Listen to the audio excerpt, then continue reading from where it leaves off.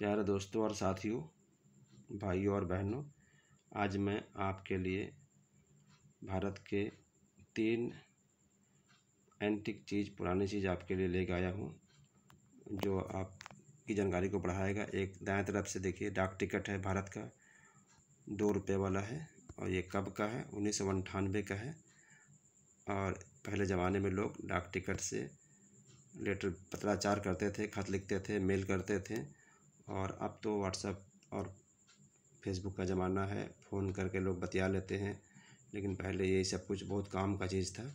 ये देखिए, बीच का सिक्का जो है ये कितना का है? ये 2 का सिक्का है। और थोड़ा सा जूम करते हैं हम लोग, ये कब का है? तो ये 1963 का है, बहुत पुराना है, बहुत छोटा सा ये मेटल का सिक्का है।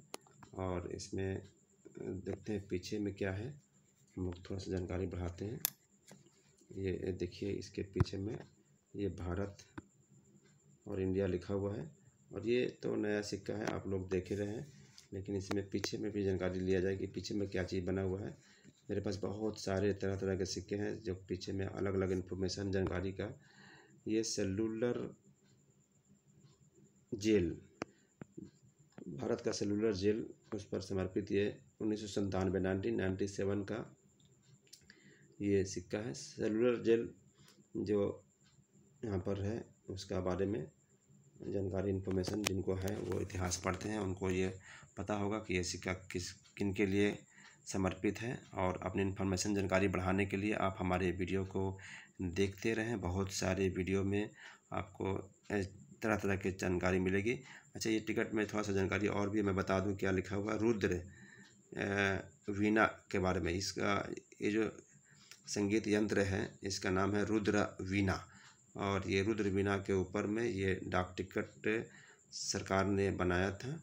और इस तरह से आज मैंने आपके ये उन लोगों के लिए वीडियो बनाता रहता हूँ जो डाक टिकट या सिक्का वगैरह जमा करने के शौकीन हैं।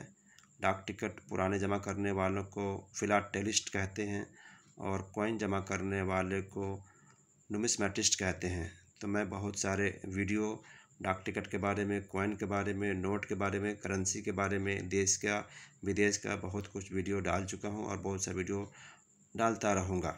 आप हमारे नए वीडियो के इंतज़ार में अगर रहते हैं तो मेरे चैनल को सब्सक्राइब कर लें ताकि हर नया वीडियो आपको सबसे पहले मिले।